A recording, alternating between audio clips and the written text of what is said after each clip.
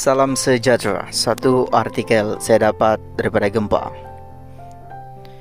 Kenyataan tentang bakal isteri undang kritikan Q Haidar serahkan soal jodoh pada Tuhan. Saya tak suka orang atur hidup saya. Pelakon Q Haidar mencetuskan perdebatan warganet selepas mengeluarkan kenyataan mengenai usahawan dan artis Fazura ketika mengadakan siaran langsung di TikTok.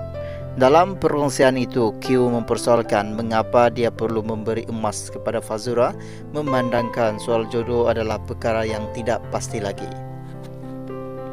Kenapa saya kena beli untuk Fazura? Saya beli untuk bakal isteri saya, dan kita tak tahu siapa bakal isteri sebenar saya. Entah-entah yang kat komen ni, korang ni menekan betul, ujurnya.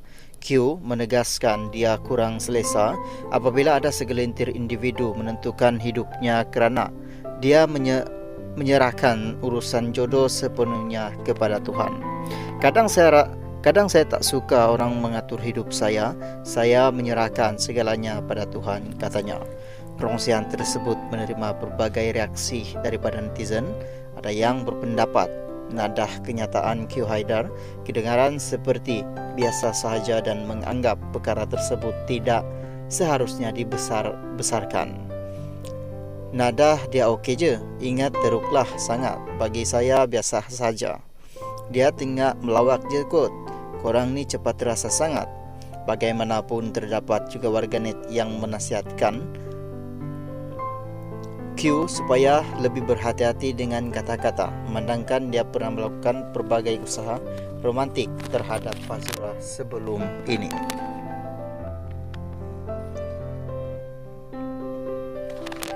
Dia sepatutnya perlu pandai bertepis bila beri respon, sebab dia yang dah secara terbuka beri Fazura bunga, beri pada anaknya, bercakap dengan kawan dan ibunya.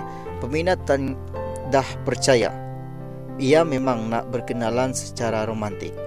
Bergurau pun kena bijak. Sekarang peminat pun dah sakit hati dan salah faham, tulisnya.